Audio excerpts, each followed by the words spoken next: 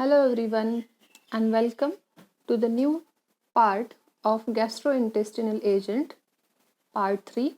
I, Mrs. Sandhya Lanke, faculty of Sri Jain Vidya Prasarak Mandal, Sasik Lalim Dhariwal, College of Pharmacy, Pune. So, in this third part of GIT agent, we will discuss about protectives and adsorbents. The learning outcomes of this particular part. After watching this video, you will be able to define protective and adsorbents, and you will be able to explain role of protectives and adsorbents. So let us discuss what protectives and adsorbents are. These are the chemical agents used internally in treatment of disturbances of gastrointestinal tract like diarrhea and dysentery. They form a protective coat on the mucosal membrane and provide mechanical protection. The various examples of protectives and adsorbents are bismuth subcarbonate, bismuth subnitrite, kaolin, and so many.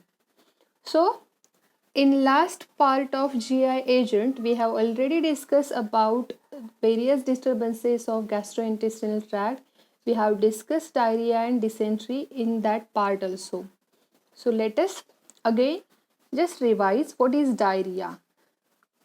Abnormal frequent passage of loose stool or abnormal passage of stools with increased frequency, fluidity and weight or with increased stool water excretion is called as diarrhea.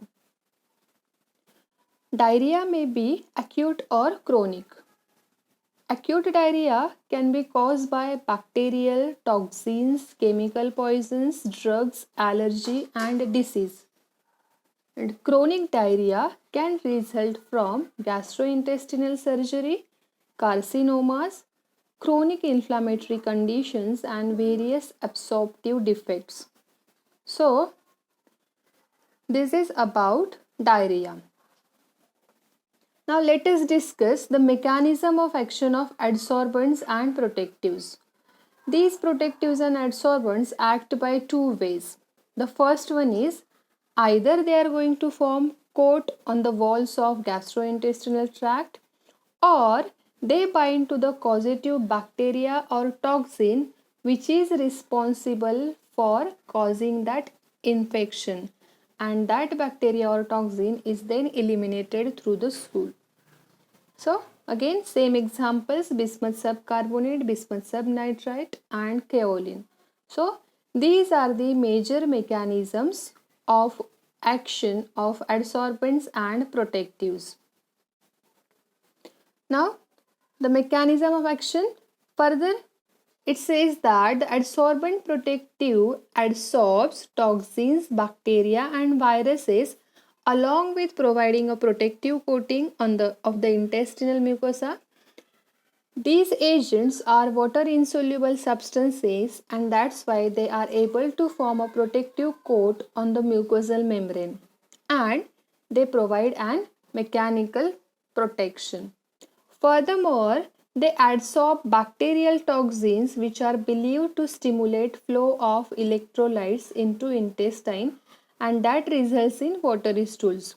So just because of adsorption of this bacterial toxin, we can control the watery fluid secretion, because now how this watery fluid stool is going to be secreted or stimulated? It is just because of flow of electrolytes into the intestine.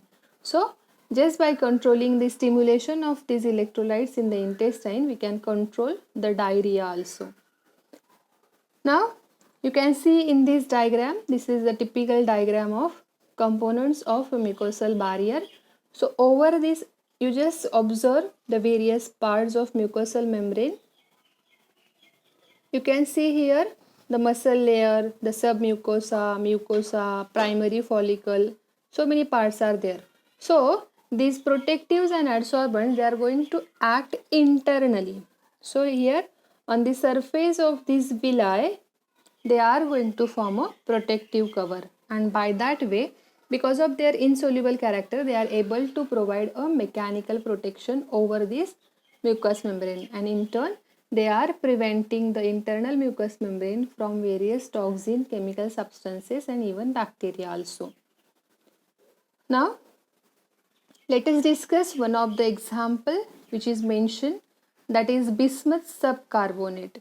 The bismuth subcarbonate is having synonym basic bismuth carbonate with the molecular formula BiO2 twice CO3 twice H2O. The next one are the properties. Bismuth subcarbonate is available as white or pale yellowish white testless powder. It is stable in air but is affected by light. Bismuth subcarbonate is insoluble in alcohol and water, but it gets dissolved with effervescence in hydrochloric acid or nitric acid. When it is ignited, it gets decomposed into yellow bismuth trioxide. So these are some physical properties. Let us discuss uses of protectives and adsorbents of the bismuth subcarbonate.